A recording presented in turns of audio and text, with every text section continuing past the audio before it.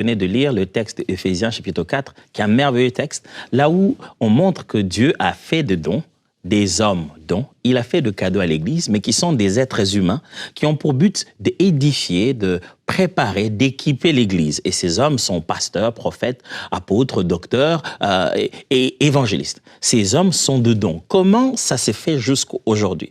Vous devez commencer par retenir que le mot prophète, surtout dans le Nouveau Testament, lorsqu'il est utilisé, c'est juste l'assemblage des pro, fémi, deux mots en grec, qui veut dire de la part de ou pour et parler.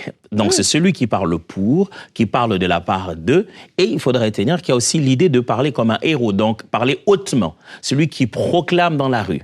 Un prophète, c'est celui à qui Dieu a donné la responsabilité de proclamer, de parler de la part de Dieu, mais de proclamer hautement sa parole. Alors, si on doit étudier bien cette affaire, je n'aimerais pas vous ramener dans l'Ancien Testament parce que c'est là-bas qu'on trouverait facilement de confusion. Mais là, on se pose la question ministère de prophète. Ne parlez pas d'Ésaü et d'Élisée seulement, parlez-moi d'après Jésus-Christ et des apôtres. Qu'est-ce qui s'est passé après cela?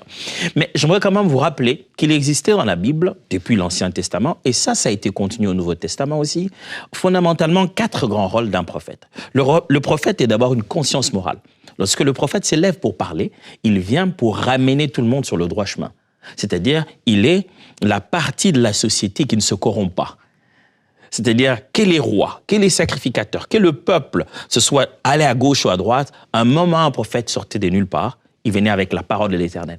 Certains n'étaient pas aimés par des rois, certains n'étaient pas aimés par la population, certains avaient même la réputation d'être toujours ceux qui amènent une mauvaise prophétie. Mais ils devaient rester droits et ne pas être influencés par la moralité quotidienne.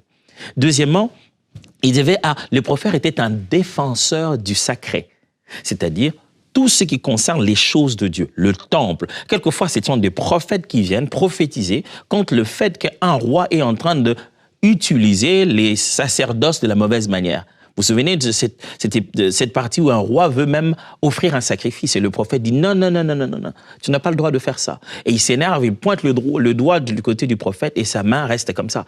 Il est séché. Ce n'est pas un sacrificateur qui est venu défendre le sacré, c'était un prophète. Dieu avait mis des prophètes comme ça, comme des sentinelles pour défendre ce qui est sacré, ce qui est de Dieu doit rester de Dieu. Troisièmement, c'est aussi parce qu'il devait être une boussole de la nation. Le prophète n'avait pas seulement un message pour les individus, surtout dans l'Ancien Testament, ils avaient des messages pour une période, et même dans le Nouveau Testament. Quand vous lisez, la Bible est en train d'introduire un personnage exceptionnel du Nouveau Testament, Agabus, comme prophète, et on parle de lui comme quelqu'un qui avait prophétisé d'une famine. Avant de parler à Paul, de la situation de Paul, on dit que Agabus avait prophétisé sur une famine qui allait arriver à Jérusalem. Donc, le prophète avait aussi l'objectif d'être la boussole de la nation, qui dit à toute la nation quelle sera la prochaine direction divine. Parce que quoi qu'il en soit, même quand toutes les nations ne sont pas chrétiennes, Dieu gère toujours le monde. C'est pour ça qu'il a le pouvoir de donner à Pharaon un songe, parce qu'il a un plan de ce côté-là de la vie. Pour 14 ans du reste, 14 ans, il a déjà donné un songe qui va gérer 14 ans. Dieu gère toujours. Et enfin, le prophète seul était donc le canal de démonstration de la puissance de Dieu. Quand Dieu voulait montrer qu'il est toujours en action et qu'il voulait montrer qu'il agit et qu'il est vivant, il envoyait un prophète pour démontrer sa puissance. Dois-je vous parler d'Élie? Dois-je vous parler du fait que Jésus, en parlant avec la femme samaritaine, la femme en a entendu la parole que Jésus lui a dit et dit « Je vois que tu es prophète ». Quand vous regardez dans toute la Bible, chaque fois que quelqu'un a été utilisé dans un ministère de puissance, d'une manière ou d'une autre, la Bible a fini par l'appeler prophète. Depuis Abraham jusqu'à Christ, et même jusqu'après Christ et les disciples, on voit que les prophètes ont existé. Alors, dans le Nouveau Testament, il faut apprendre une chose très importante. Avant même de parler du ministère lui-même, retenez bien, premièrement, le Saint-Esprit est donné à tout croyant. Pourquoi je dis ça? Ça doit changer tout. Si dans l'Ancien Testament, seuls ceux qui recevaient l'Esprit sur eux par une huile d'onction et consacrés étaient reconnus comme étant soit prophètes, soit comme étant roi, soit alors comme étant sacrificateur, on appelait ça les types d'onction qu'il y a dans l'Ancien Testament. Dans le Nouveau Testament, c'est différent. L'Esprit de Dieu descend sur tous ceux qui croient. Il vit en eux, avec eux et sur eux. À partir de ce moment, une expérience ou un avantage qui n'était que limité à certains individus dans l'Ancien Testament devient ouvert à tous.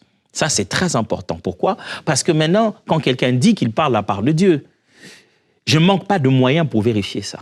Savez-vous que la Bible nous donne le droit, et ça c'est intéressant, elle ne donne pas le droit sur beaucoup de choses, hein, mais la Bible ose nous donner les droits de vérifier si une prophétie vient de Dieu.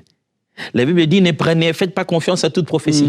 Donc on a le droit de vérifier si ce qu'il a dit vient vraiment de Dieu. Ne faites pas foi à tout esprit. La Bible nous permet, lorsqu'il est du prophétique, que quelqu'un ose dire que c'est Dieu qui lui a parlé, alors là, ce n'est pas un péché contre l'esprit. Il faut se poser la question, est-ce que c'est Dieu ou pas Dieu? On a la possibilité de se poser la question lorsqu'une personne se dit être la part de Dieu, si c'est de Dieu ou pas. Pourquoi? Parce que l'esprit qui est censé parler en elle est aussi en nous. Amen. Ça change tout dans le Nouveau Testament. Le témoignage de l'Esprit est dedans de nous.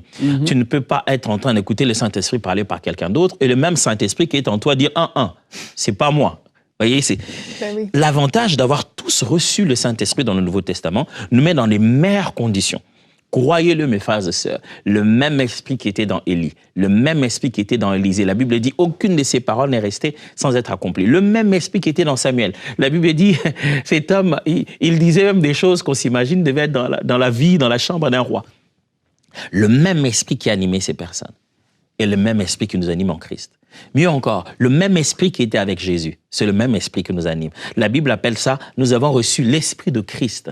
Les apôtres expliquent le jour de la Pentecôte, ils disent « Jésus-Christ a répandu de son esprit ». Nous avons reçu le même esprit qui l'a poussé à dire à la femme samaritaine « Va me chercher ton mari ». L'esprit de la prophétie, c'est l'esprit que nous avons tous reçu en tant qu'enfants de Dieu. Et plus encore, si nous regardons que nous sommes dans la dernière heure et que Joël explique en disant, et Pierre justement parle de Joël, dans les derniers jours, je répandrai de mon esprit sur toute chair. Et là, la Bible parle de 3 façons dont on était prophète dans l'Ancien Testament. Vos fils et vos filles prophétiseront, vos vieillards auront des songes, vos jeunes gens auront des visions. Ça parle de 3 façons dont on était prophète dans l'Ancien Testament. Il y avait ceux qui devaient prophétiser, les nabis, ceux qui parlaient de la part de Dieu.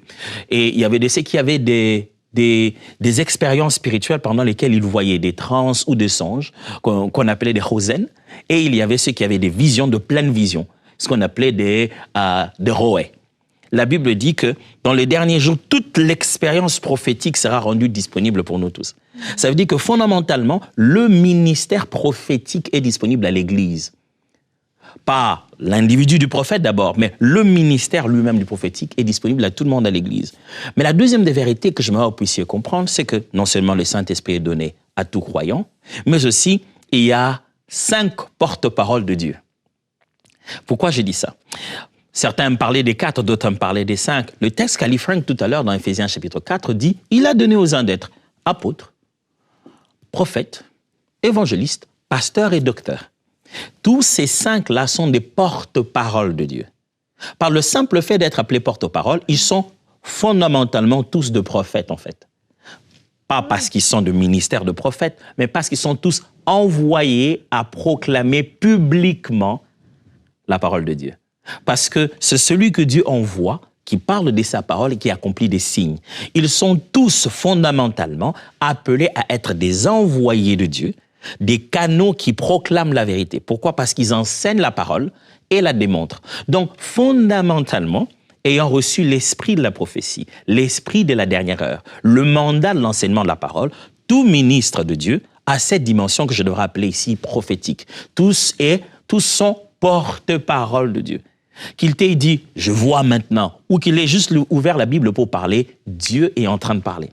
Et ça, c'est très important à retenir. Ne considérez pas que c'est seul le prophète qui est prophète. Non, même quand on l'appelle évangéliste, il est prophète dans le sens où il est messager de Dieu près des perdus. Même quand on l'appelle enseignant, il est prophète dans le fait qu'il est messager de Dieu pour enseigner l'Église. Donc, tous ces 5 sont tous considérés comme étant de prophètes. Ils sont tous en train de porter la parole de Dieu vers les personnes qui ne les connaissent pas. Alors, la dernière des choses que je tiens à dire, c'est que maintenant que nous sommes dans le Nouveau Testament, c'est plus l'Ancien Testament, on a compris, voilà, on a tous reçu l'Esprit, et tous les ministres sont de porte-parole de Dieu, vous devez savoir quelque chose de fondamental, de très, très important.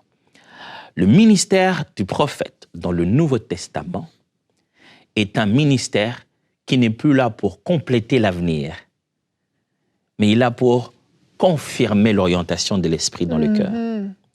Hormis les 4 rôles que je vous ai cités de tout prophète, être une boussole, être un père, mais l'Esprit est là pour confirmer un projet. Quand un ministère prophétique se manifeste, l'Esprit se rassure que d'autres prophètes confirment.